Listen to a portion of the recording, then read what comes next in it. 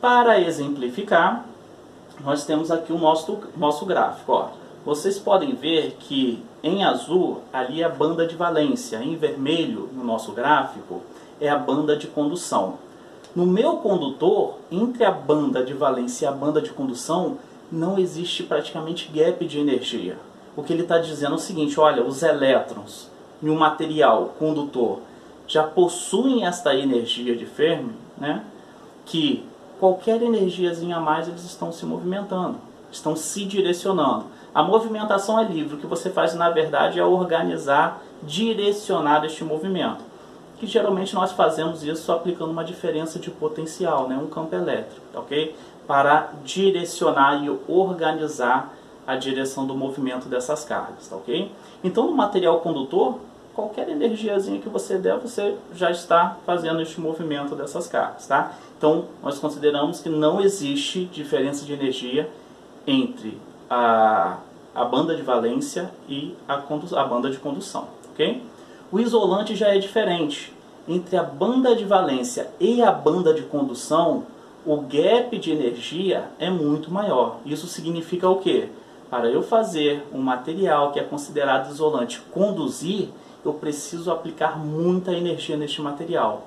No nosso exemplo anterior, que foi a descarga elétrica, né, esta energia foi dada através da diferença de potencial entre a nuvem e o solo, ok? Este gap de energia ali é a banda proibida que nós falamos anteriormente, que o elétron ou vai estar em uma banda ou vai estar em outra, ele não vai estar naquele meio ali, tá, ok? Ele vai ganhando energia até ele realmente saltar de uma banda para outra, não existe meio termo, tá? E o semicondutor? O semicondutor ele fica ali no meio do caminho entre o condutor e o isolante.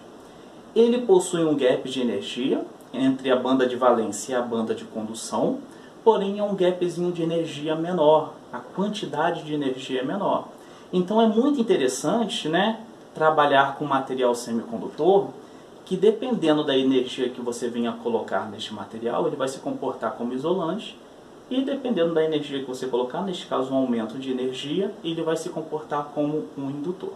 É esta característica que nós iremos estudar, né, nessa revisão para aplicarmos nos materiais que nós veremos lá na frente, tá? Nos componentes que serão construídos, tá, ok? Então aqui o nosso gráfico, aqui é o mesmo gráfico, né? Só com ele descrevendo ali a energia e a banda energética, ok? Bem, e o semicondutor então, que é este material que nós daremos ênfase nessa revisão? Este material semicondutor, a base dele serão dos materiais semicondutores, ok? Esses materiais semicondutores, eles possuem uma característica, né, elétrica, ele possui as suas probabilidades elétricas, né? Nós iremos utilizar como base a família 3A, a família 4A e a família 5A, ok? Essas propriedades elétricas, elas podem ser alteradas de acordo com o nível de energia, né, um grau de energia que este material receber, ok? Definição aí sobre a condução deste material, né, do semicondutor. A condução dos semicondutores pode ser feita a partir da introdução de energia na banda, né, seja por excitação térmica, radiação e outros meios. As propriedades elétricas destes materiais são sensíveis à presença de impurezas. Duas coisas que eu preciso ressaltar aqui para vocês, né? O material semicondutor, nós veremos que, por exemplo, uma introdução de energia no sistema pode ser por temperatura, tá? E a temperatura nos materiais semicondutores até ajuda a condução. Nós vimos que existe ali um gap.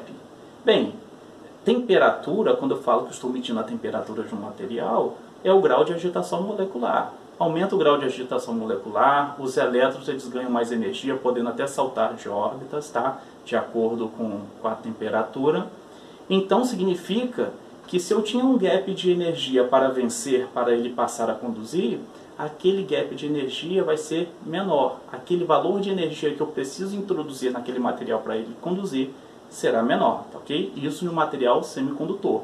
Por isso que a temperatura ajuda o material semicondutor a melhorar a sua condução, tá? Mas isso não é de forma proporcional não, porque pode chegar a uma temperatura que o grau de agitação molecular, né, nesse caso, né, atômico, né, ele é tão grande que pode aumentar a colisão dos portadores de carga e aí começar a atrapalhar o movimento dessas cargas.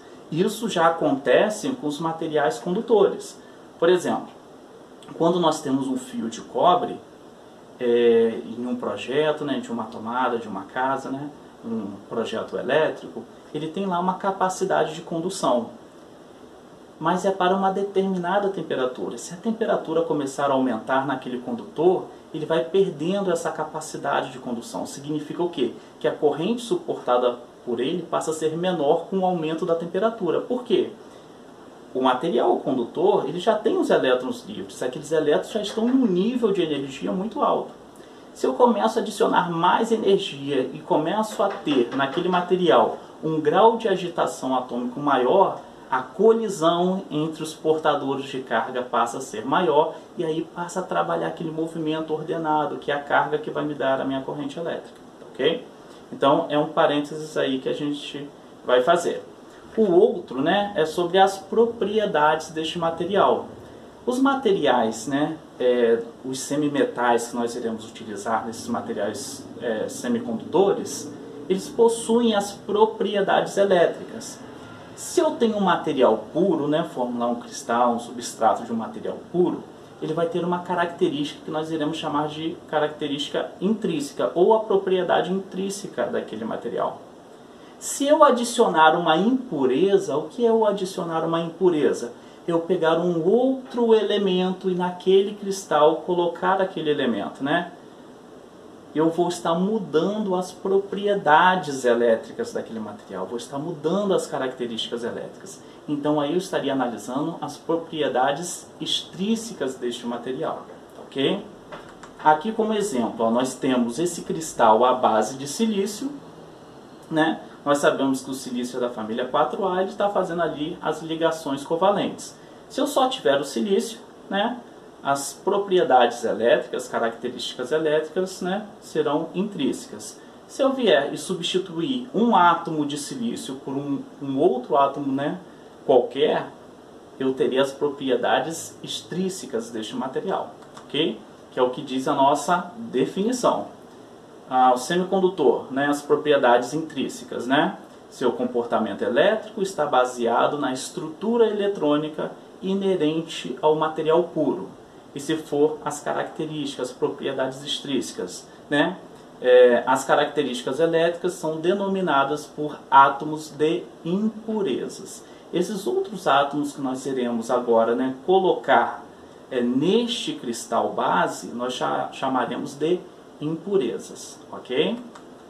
Então aqui, só para vocês recordarem, nós temos parte aqui da nossa tabela periódica.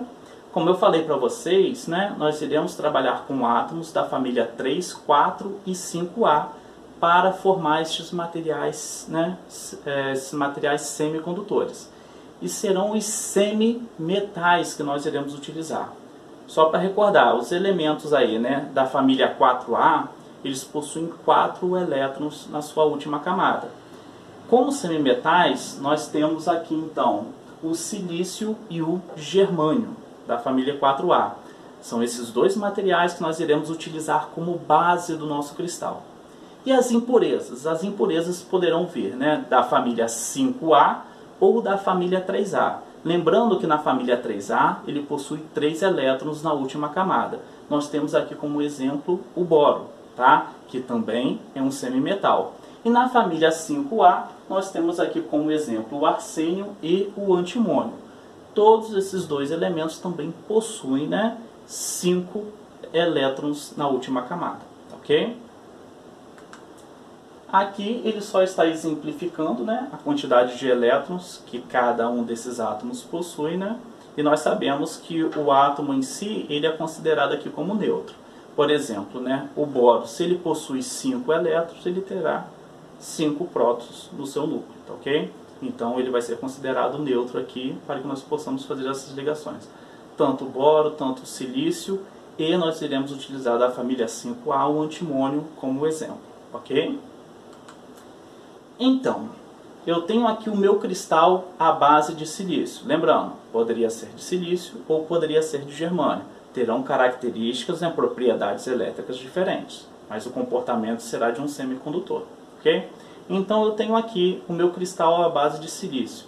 Se eu retirar um átomo deste de silício e colocar a minha impureza, eu vou estar ali produzindo, né, um material semicondutor.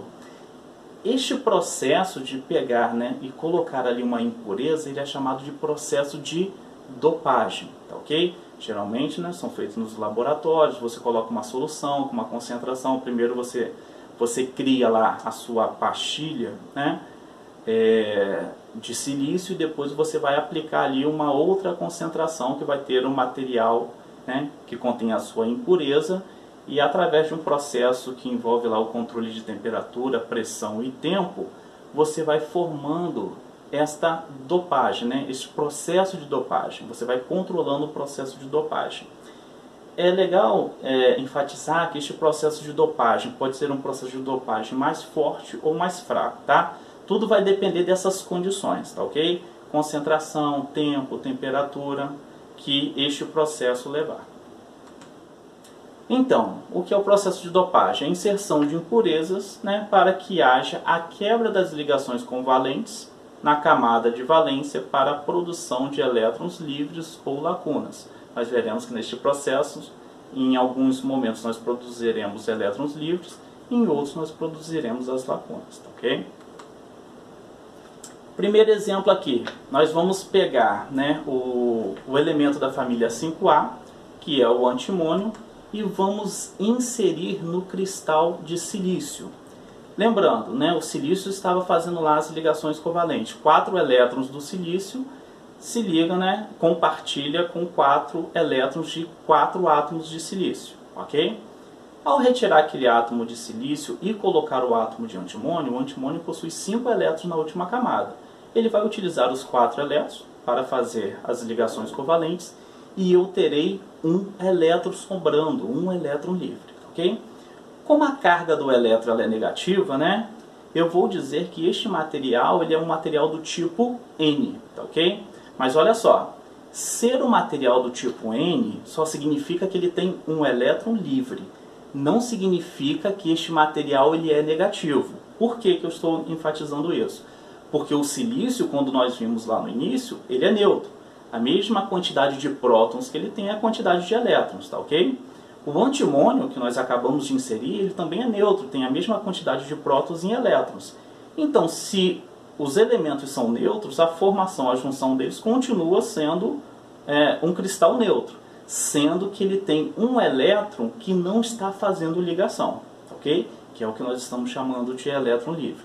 Então, este é o material do tipo N, vai ser o nosso cristal do tipo N, ok? Pegando lá a impureza da família 3A, lembrando que só tem 3 elétrons na última camada. 3 elétrons, né, do bóron vão formar ali as ligações covalentes, né, com o silício, e vai ficar faltando um elétron para formar a ligação covalente com o último silício. Ali, na verdade, nós temos uma lacuna que vai precisar ser preenchida posteriormente por um elétron. Ela tem essa tendência, a lacuna, ela tem a tendência de atrair o elétron. Então nós iremos considerar que essa lacuna ela é positiva. Por isso que nós iremos denominar este material, este cristal, do tipo P. Novamente lembrando, não significa que esse cristal é positivo. Só significa que esse cristal ele possui uma lacuna, ok? Então beleza, formei o meu material do tipo N, que é um elemento da família 4A com um elemento da família 5A, e formei o meu cristal do tipo P, pegando um elemento da família 4A e um elemento da família 3A. O que aconteceria se eu juntasse esses dois cristais?